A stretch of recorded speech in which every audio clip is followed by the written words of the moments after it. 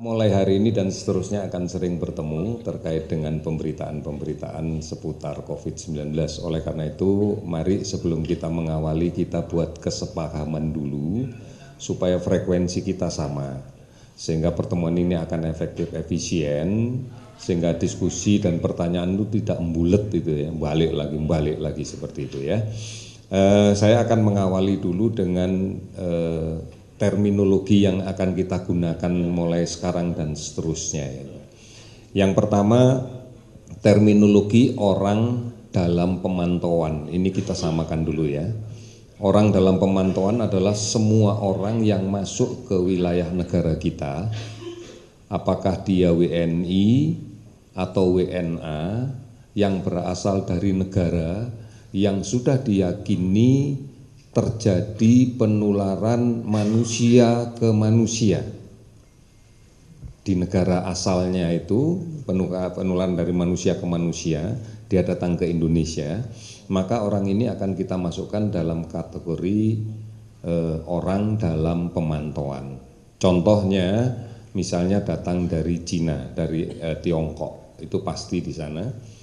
Datang dari Korea Selatan misalnya, datang dari Jepang, datang dari Iran, datang dari Italia, datang dari Singapura, datang dari Malaysia, maka kita akan menempatkan mereka dalam kriteria orang dalam pemantauan. Pemantauan yang dilakukan adalah mengantisipasi manakala yang bersangkutan sakit, sehingga dengan cepat kita bisa melakukan pelacakan karena dipantau terus. Ini jangan diartikan bahwa semua orang itu sakit ya, enggak sakit, tapi dia berasal dari negara-negara yang saya sebut tadi. Ini yang pertama.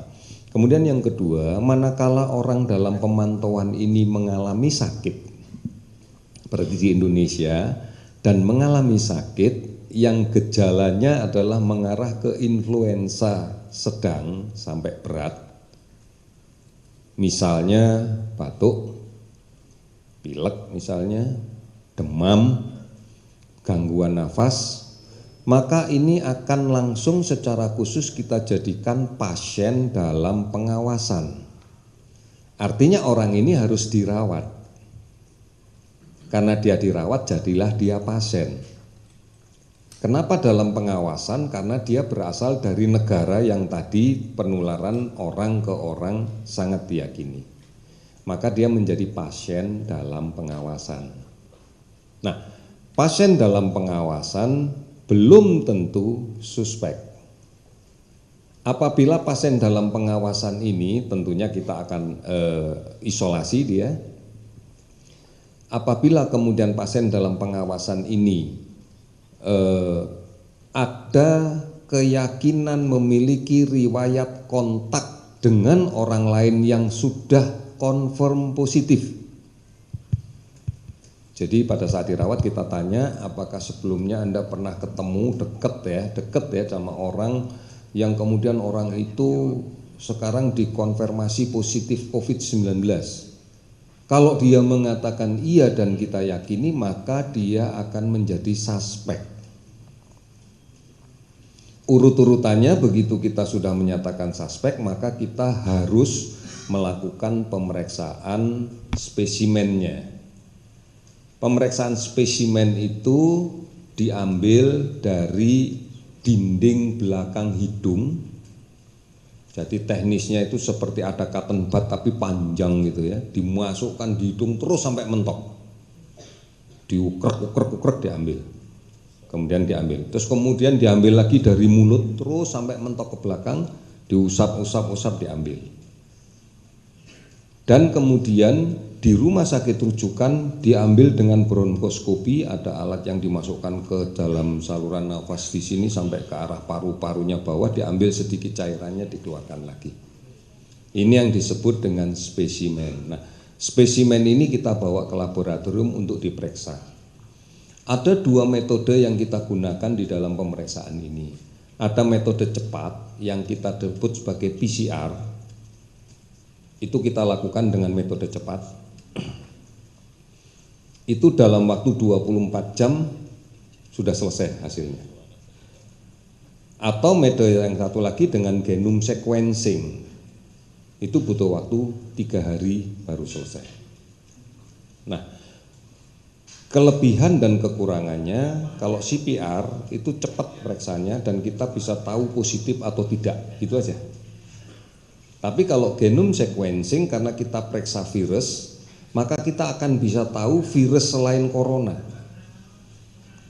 Setelah kita periksa ini virus, maka kita ambil dengan pemeriksaan reagen pan-corona. Pan-corona itu untuk menangkap semua jenis corona. Apabila ternyata positif corona, maka akan diambil lagi dengan pemeriksaan yang kita datangkan dari CDC terkait dengan COVID-19.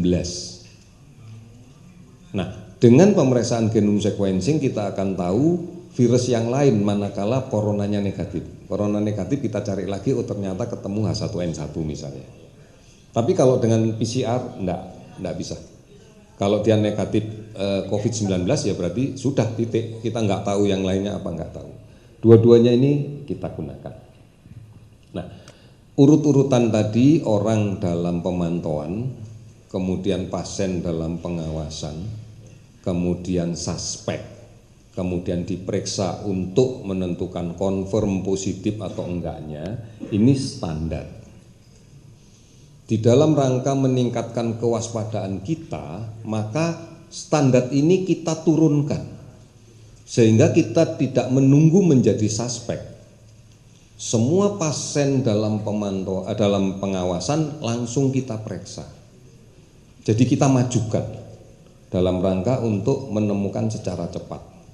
Nah, jumlah yang saya rilis itulah jumlah pasien dalam pengawasan yang diambil spesimennya untuk diperiksa. Saya sambung saja sekalian sekarang ini, untuk pengiriman spesimen dari rumah sakit kita sudah mendapatkan 155 spesimen dari 155 orang. Ini data tanggal jam 18 tadi ya. Untuk hari ini nanti tunggu jam 18 berikutnya. Dari 155 ini sudah confirm dengan beberapa pengecekan diulang 2 positif yang sekarang kita rawat. Kemudian yang masih belum selesai karena harus kita ulang lagi untuk memastikan, kita ulang dengan berbagai metode, apakah PCR diulang lagi dengan ini terus sampai ketemu, bahkan kita minta dikirim lagi spesimennya, itu sekarang masih ada sekitar 4. Jadi 2 positif, 4 masih kita konfirmasi ulang. Berarti jumlahnya sudah ada 6. Sisanya yang lain negatif. Ini yang dari rumah sakit. Dan ini dikirim dari 35 rumah sakit di 23 provinsi. Dari 23 provinsi. Ini yang perlu teman-teman sekalian pahami. Nah, yang 188 ABK kapal World Dream sudah selesai kita periksa semua dan seluruhnya negatif. Sementara yang kapal dari Diamond Princess 69 spesimen yang sudah kita terima, kita masih melakukan pendalaman untuk 2 spesimen yang belum. Berarti dari 69 sudah ada 67 yang sudah jelas negatif. 2 masih akan kita ulang lagi. Nah, proses pengulangan ini kita bekerja sama dengan ahli-ahli yang kita ajak memberikan second opinion, baik itu dari UNER, baik itu dari Ikman, kita ajak bicara. Bukan spesimennya dibawa ke sana kemari ya. Ini yang kita lakukan. Oleh karena itu ini dipahami dulu terkait dengan itu. Kemudian di hal yang lain yang mari sama-sama kita jaga etikanya adalah bahwa di dalam penegakan diagnosa ada rahasia-rahasia etik kedokteran. Dan ini dipegang teguh oleh seluruh awak kesehatan. 1, merahasiakan identitas pasien. Kalaupun kita nyebut biasanya hanya gendernya saja dan usia. Laki sekian tahun, perempuan sekian tahun, hanya itu. Kalau ada berita yang keluar selain ini, pastikan bukan dari kesehatan, karena kita memegang sumpah itu. Kemudian yang kedua, etika yang berikutnya adalah merahasiakan nama rumah sakit. Ini etika. Oleh karena itu, teman-teman sekalian, tolong kami jangan ditanya ini.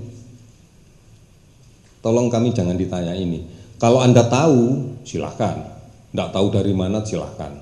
Kalau kemudian menyampaikan saya, Pak, apakah ini benar? Maka saya akan katakan sak karepmu, gitu aja. Karena ini etika. Ini tolong dipahami. Kami saja pada waktu mendengar ada 9 ABK Diamond Princess yang kemudian positif dan dirawat di Jepang, menanyakan namanya saja pemerintah Jepang tidak memberitahu. Meskipun kami katakan bahwa kami dari Kementerian Kesehatan, mereka mengatakan tidak. Menanyakan rumah sakitnya, hanya mereka mengatakan 2 dirawat di kota Shiba dan yang lainnya dirawat di pinggiran Tokyo, hanya begitu. Hal yang sama juga pada waktu kita mendengar kasus asisten rumah tangga yang di Singapura, itu nama pun tidak diberikan, rumah sakitnya pun tidak diberikan. Jadi mohon ini menjadi batasan etika kita. Oleh karena itu kalau teman-teman sekalian akan menanyakan ini, pasti saya tidak akan jawab. Jadi bukan saya pelit informasi, saya berpegang pada etika. Ini kesepakatan awal yang akan saya sampaikan, sehingga harapan kita nanti kita nggak berbelit-belit ya.